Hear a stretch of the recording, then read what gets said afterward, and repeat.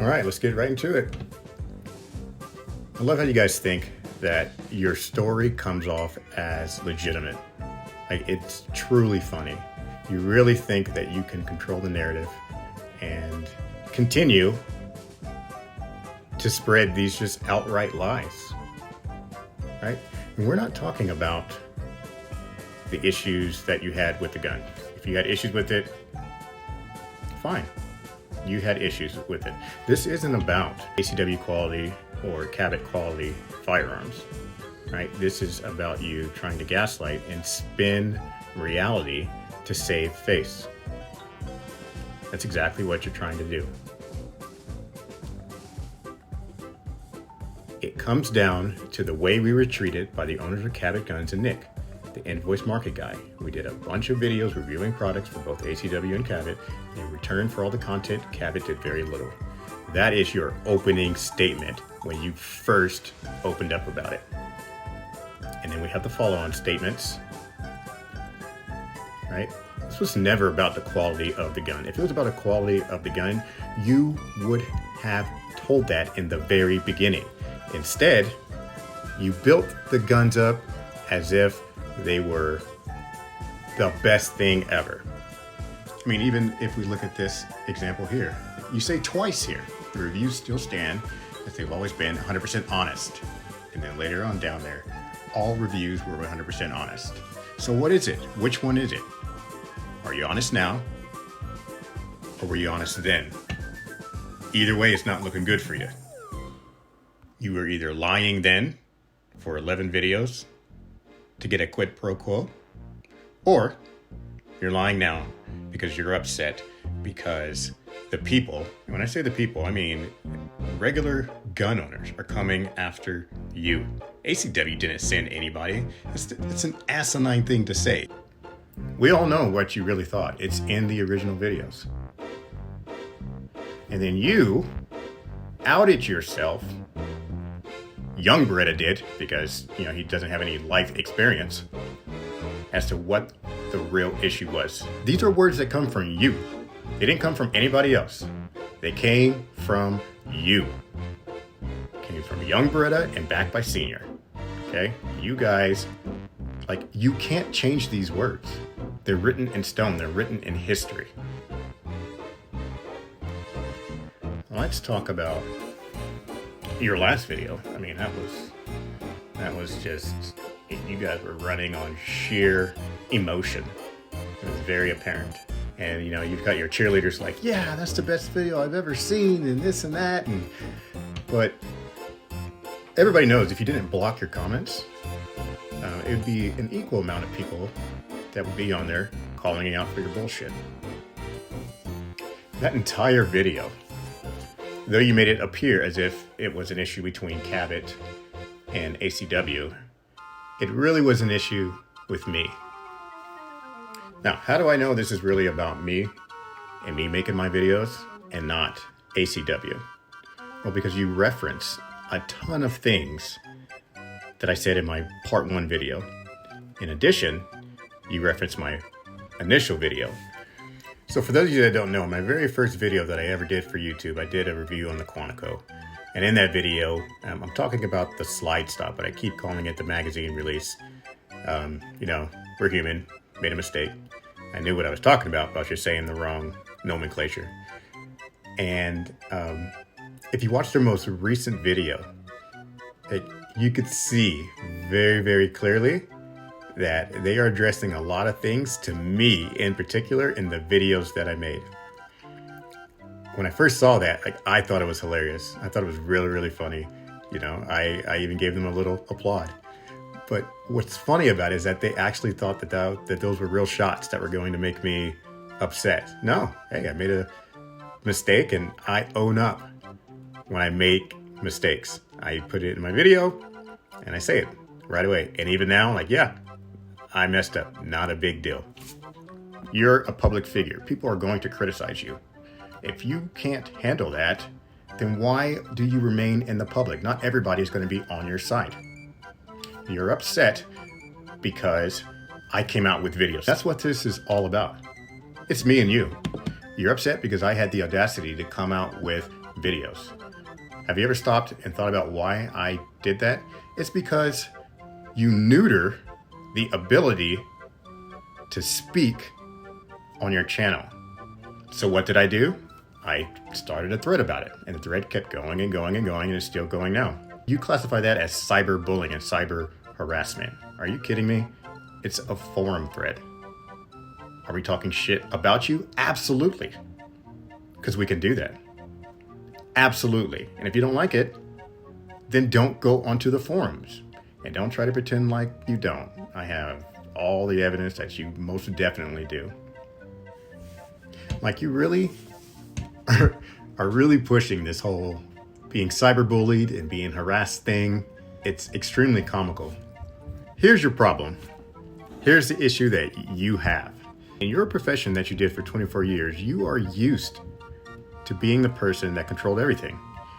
The person that was able to paint the picture, the person that was able to build a narrative, and whatever you said was gospel. Not too many people questioned it. Not too many people stood up to you. Not too many people challenged you. You're used to that. Furthermore, you're able to maintain control on your actual YouTube channel because anybody that says anything negative, even remotely, even by proxy, you block them. What does that leave? That leaves your entire page filled with nothing but good comments. And the math for that doesn't even add up at all. But it's nothing but good comments. And you like to play the victim and this and that. Woe is me. Why is this happening to me? You know, this is terrible.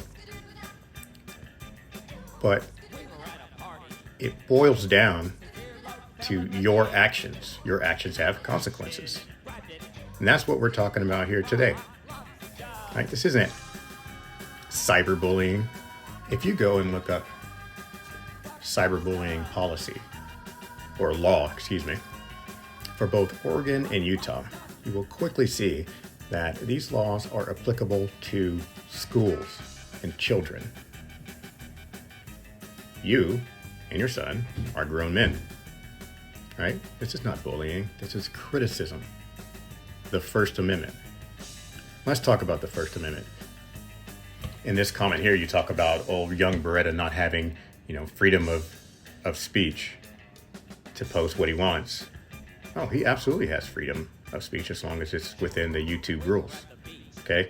And how do you not know, given your previous profession, that the First Amendment, freedom of speech, is applicable to the government retaliation against you? It has nothing to do with public opinion.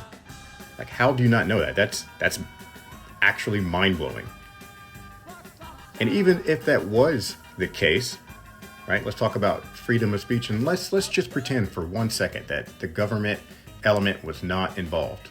Okay? You literally violate people's freedom of speech by blocking them and hiding their comments and preventing them from talking on your channel. And in your video, when you talked about the police getting involved, I can't tell you how hard I laughed. I was literally on the floor laughing hysterically. Like, you actually thought, like the idea came up in your head to run through your law enforcement buddies and see if they can do anything about internet criticism. This isn't bullying or harassment. This is criticism. Imagine being a super famous person. Anybody. Tom Brady.